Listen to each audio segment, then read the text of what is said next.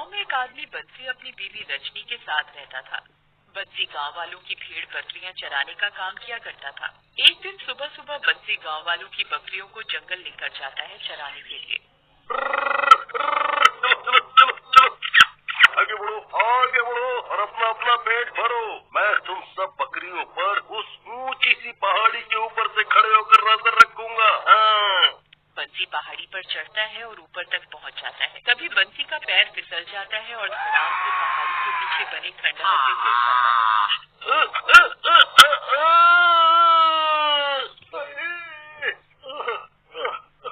मैं मर गया। हाय रे। तभी बंसी को खंडहर के कोने से रोशनी आती दिखाई देती है। अरे वो रोशनी कैसी? इस घने जंगल में कौन इस खंडहर में होगा?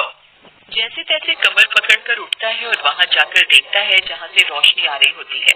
वहाँ एक चुड़ैल सोई हुई होती है जो गर्भवती भी होती है। बंसी चुड़ैल को देखकर डर जाता है और चुड़ैल उठकर खड़ी हो जाती है।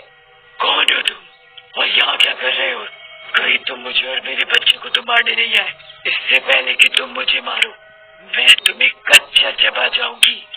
नहीं, मैं तुम्हें मारने नहीं आया। मेरा उस पहाड़ी के ऊपर से पैर फिसल गया और मैं यहाँ आकर गिर गया। चल तू अब यहाँ ही गया है तो आज मैं तुझे खाकर अपना और अपने बच्चे का पेट भरूंगी जो बच्चा मेरे पेट में है। मुझे मत खाओ। आज तो तुम मुझे खाकर अपना पेट भर लोगी, पर कल का क्या है? कल किसे खाकर अपना पेट भरोगी? अगर मैंने तुम्हें छोड़ दिया और तुमने पूरे गांव में बता दिया कि मैं यहाँ छुप कर रह रही हूँ तो गांव वाले मुझे और मेरे बच्चे को मार डालेंगे। मैं किसी को कुछ नहीं बोलूंगा। हाँ, किसी को कुछ नहीं बोलूंगा। पर तुम्हें ऐसी हालत में देखकर मुझे कुछ समझ नहीं आ रहा। एक तो तुम चुड़ैल, ऊपर से गर्भवती। मैं कई दिनों से भूखी हूँ, मेरा बच्चा भी भूखा है। इस खंडहर के आसपास कोई भी जानवर आता था तो मैं उसे खाकर अपना पेट भर लेती थी, पर कई दिनों से यहाँ कोई जानवर नहीं आया।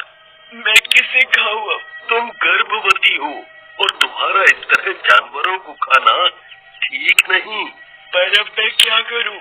मुझे 1 महीने तक और यहाँ छुप कर रहना पड़ेगा क्योंकि मेरे 8 महीने तो पूरे हो गए हैं। अब 1 महीना और छुप कर रहना है। छुप कर? मतलब तुम बहुत दुखी लग रही हो। तुम मुझे अपनी परेशानी बता सकती हो?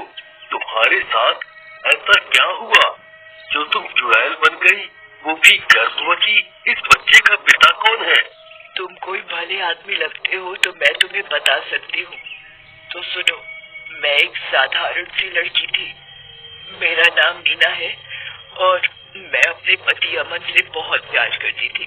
एक दिन मेरे पति ऑफिस से घर आए तो मैंने उन्हें खुशखबरी दी थी। अमन, आज मैं बहुत खुश हूँ। क्या बात है? इतना खुश तो मैंने तुम्हें पहले कभी नहीं देखा। तो ध्यान से सुनो मेरे पति देव, तुम पापा बनने वाले हो और मैं माँ। मीना, मुझे तुमसे बेटा चाहिए, बेटी नहीं। दोगी ना मुझे बेटा? अमन, तुम भी ना कैसी बात करते हो? बेटी बेटा तो एक समान ही होते हैं। नहीं, मुझे बेटा ही चाहिए। 9 महीने बाद मीना ने एक बेटी को जन्म दिया।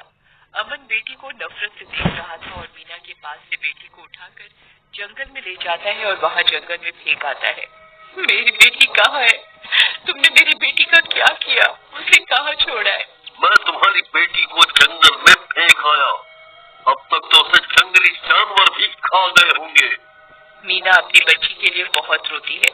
कुछ महीनों बाद मीना फिर से गर्भवती होती है और फिर से एक बेटी को जन्म देती है। अमन अपनी बच्ची को फिर से उठा ले जाता है और अब की बार पहाड़ी से बच्ची को नीचे फेंक देता है। मीना तीसरी बार गर्भवती होती है। अगर अमन को बता दिया कि मैं फिर से गर्भवती हुई हूँ और अगर फिर से मेरी बेटी हुई तो वो इसे भी उन दोनों की तरह ही मार देगा। मैं ऐसा नहीं होने दूंगी। अब की बार मैं यहाँ से कहीं दूर चली जाऊंगी। मीना सड़क पर जा रही होती है, तभी एक गाड़ी आकर मीना को टक्कर मारकर चली जाती है और मीना वहीं मर जाती है। मीना की आत्मा उसके शरीर से निकलकर चुड़ैल का रूप ले लेती है। मीना चुड़ैल बनकर अपने पति के पास पहुंच जाती है।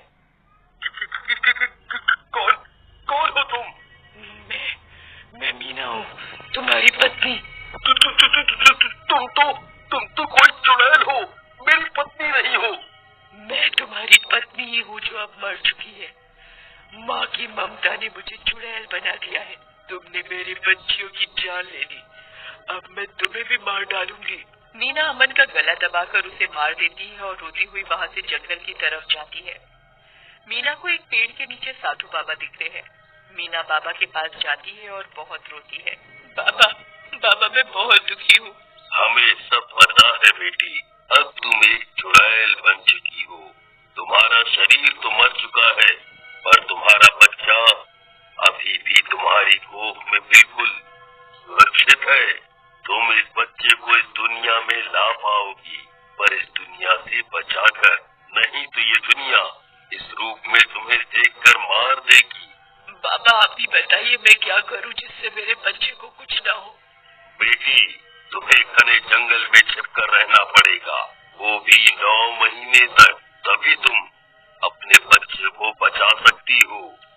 ये है मेरी दुख भरी कहानी, इसलिए मैं यहाँ छुप कर रह रही थी। अगर तुमने गाँव वालों को बता दिया कि मैं यहाँ छुप कर रह रही हूँ, तो वो लोग मुझे और मेरे बच्चे को मार डालेंगे। क्या तुम मेरे घर चल सकती हो? तुम्हारा बच्चा वहाँ बिल्कुल सुरक्षित रहेगा। मेरी पत्नी तुम्हारा अच्छे से ध्यान रखेगी। हाँ, अगर किसी को पता चल गया कि मैं चुड़ैल तुम्हारे घर में रह रही हूँ, तो वो लोग मुझे छोड़ेंगे नहीं और तुम भी मेरे साथ मुसीबत में आ जाओगे। तुम चिंता ना करो, मेरी पत्नी बहुत अच्छी है। हम दोनों मिलकर तुम्हारा पूरा ध्यान रखेंगे, किसी को कुछ पता नहीं चलने देंगे। हाँ। बंसी चुड़ैल को अपने घर ले जाता है।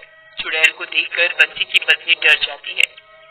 अजी आपके पीछे पीछे ये चुड़ैल कहाँ से आ गई? बंसी रजनी को सब बात बता देता है कि उसके साथ जंगल में क्या हुआ और ये चुड़ैल यहाँ घर में क्या कर रही है। उसके साथ रजनी भी बंसी की तरह ही दिल की बहुत अच्छी थी। तुम चिंता न करो, तुम आराम से यहाँ रहो, तुम्हारे बच्चे को कुछ नहीं होगा। तुम बहुत भाग्यशाली हो जो माँ बनने का सुख ले पाओगी। मैं तुम्हारा मतलब नहीं समझी। मतलब रजनी कभी माँ नहीं बन सकती और मैं बाप। रजनी चुड़ैल का खूब अच्छे से ख्याल रखती है। चुड़ैल को अच्छा अच्छा खाना बनाकर खिलाती और उसे भरपूर आराम कराती। दिन बीतते जा रहे थे। चुड़ैल के 9 महीने भी पूरे होने को चले थे।